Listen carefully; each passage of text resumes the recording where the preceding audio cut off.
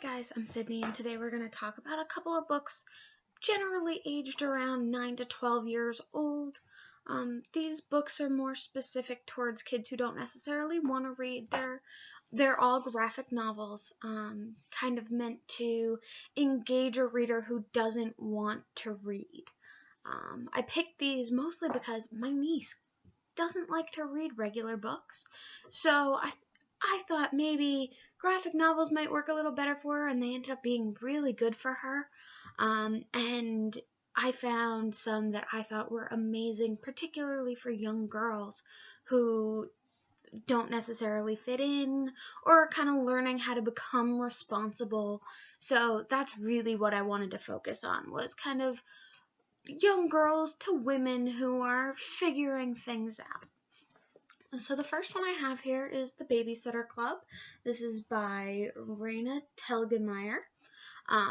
It is about a group of young women, obviously, who are setting up this kind of startup business. They're doing a babysitting club, and it's a group of them. And in here you see them kind of setting up a nice little sheet for themselves, and then later on they have a flyer and they start calling around to their local adults and asking if they need babysitting service. And what I really like about this book is that it is a lot about kind of growing up, accepting responsibility. There's a little bit of goofiness, a little bit of silliness, but it's all in good fun. And I think that a lot of kids will really like it because it does have that goofy silliness, but it's also about learning how to start a business, even at a young age. It's about growing up and having a group of friends that you can work with. So I really, really like this one. This is amazing. So the next one I want to talk about is also about a young girl kind of deciding where she fits in.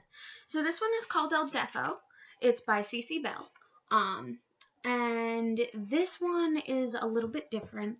It's set in the 1970s. It is the author's memoir in the form of a graphic novel with it's a little bit more childish because, they're kind of all animals. But in this particular instance, the main character, who is growing up deaf, she's got a big clunky hearing aid that we don't have anymore. They go right around your ear now, but they used to be a huge pack that you would have to wear around. Everyone could see it. So her mom takes her to a deaf class for ASL. That is a lot of hearing, hard of hearing, and deaf kids, and she happens to be the only deaf kid in this ASL class, and she does not want to learn. She would rather wear the hearing aid because, as I believe she puts it in the next page, that's not her version of deafness. So she doesn't think that she should need ASL. She doesn't want to stand out any more than she already does. So this is a really good pick, particularly for just anyone interested in deaf culture, any deaf or hard of hearing kids, or anyone who wants to learn more about the history or the culture. It's definitely a great pick. I read this one in about a day. So this graphic novel was great. I got my niece to read it again. She adored it. I really love this book. It's a very good biography. It's a really great history of deaf culture. And it's not necessarily of the entire community. She's very isolated. But it is a really good kind of case study into one person and their feelings on being in 5th grade and deaf and wearing big hearing aids and kind of having to figure out where you fit in.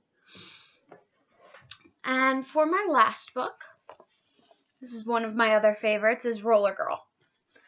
This is by Victoria Jamieson.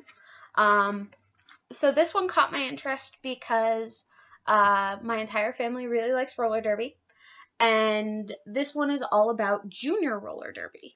So the main character goes to a derby bout, which is their game, kind of gets to see what it's about and kind of falls in love with it, and goes to a practice for their junior roller derby team and finds out that she is awful. She can't do it.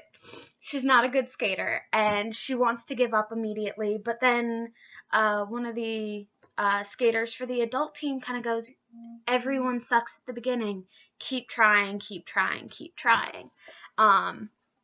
So you kind of see her work at it. You see her relationships with a couple of friends change. You see her relationship with her mom kind of change. And you've got, so she and her mom get into a fight. And they're sitting there and they're trying to figure out why everything broke down. So this particular one is because an 11-year-old dyed her hair blue.